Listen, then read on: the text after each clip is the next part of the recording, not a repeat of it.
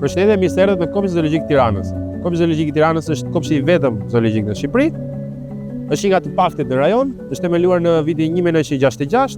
Ka pasur një rekonstruktim dhe rikonceptim të tij në vitin 1973, por le të themi që dora e fundit dhe kryesorja që e ktheu këtë në një atraksion si për qytetarët e Tiranës, po edhe për turistët, u bë në verën e vitit 2022, ku rikonceptua e gjithë hapësira, ju dha një hapësirë e cila ishte adekuate për mirëqenien e kafshëve dhe gjithashtu vuri pikat mbi qëllimin kryesor të këtij kopshti, që është edukimi I brezave të rinj, po edhe edukimi dhe I qytetarëve për mirëqenien e kafshëve.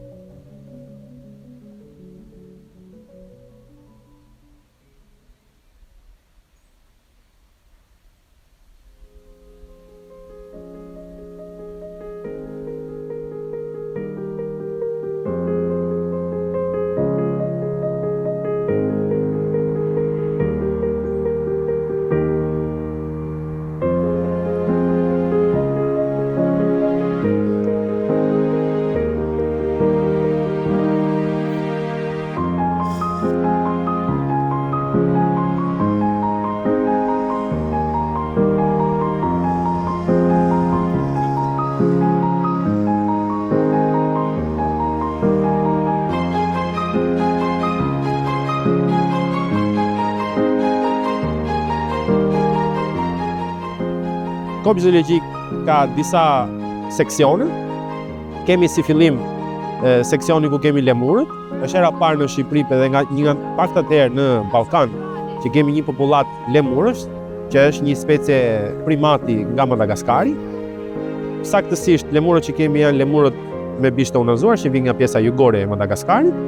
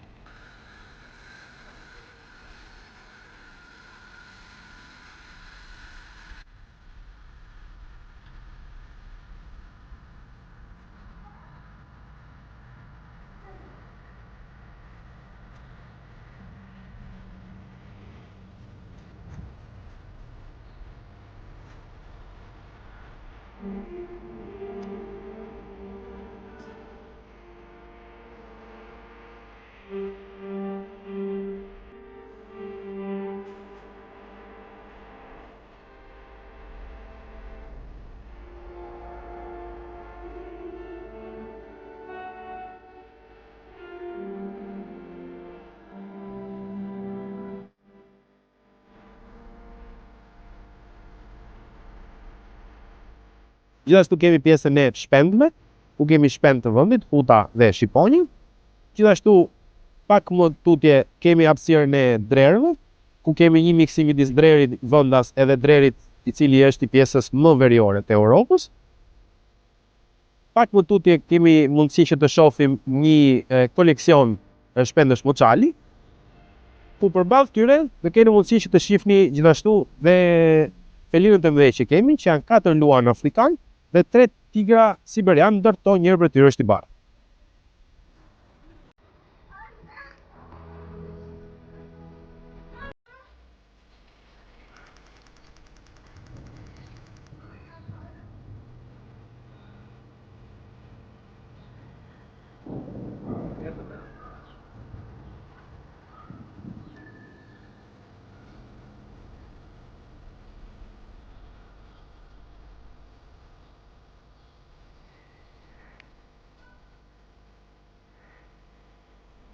Po.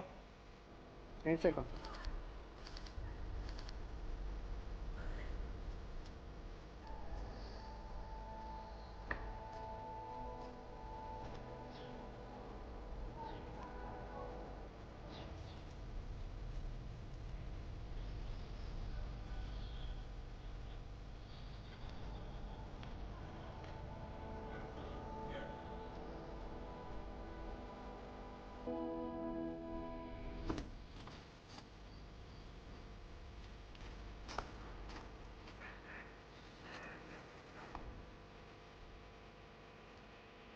Një nga trashëgimimet të cilat me krenari i kemi nga kopshti i vjetër, janë 3 arin tanë, të cilët pavarësisht faktit që janë në një moshë të avancuar, ne kemi zgjedhur që t'i kemi pjesë të koleksionit tonë për t'i dhënë mundësinë që vitet e fundit të jetës të jetojnë në dinjitet dhe të kenë kujdesin e adekuat për to.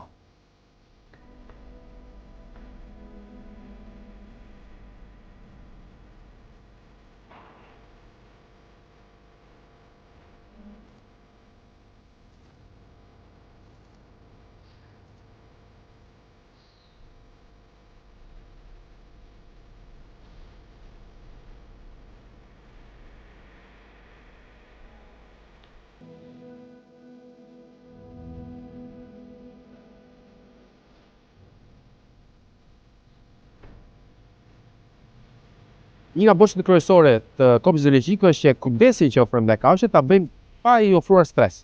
Me këtë formë edhe ushqimin, por edhe enrichmentin dhe lodrat të cilat i ofrojmë këtyre kafshëve, bëjnë që të parafrojnë kafshën ndaj kujdestarit, padyshim mbetet një kafshë e egër, do të jetë më e lehtë për ne që të kemi mundësi të kemi një kontroll mbi kafshën, edhe nëse shohim diçka të gabuar, të kemi mundësi të ndërhyjmë me pjesë të mjekimit. Mjekimet kryesore ose bëhen në rrugë orale ose bëhen me injeksione nga distancë.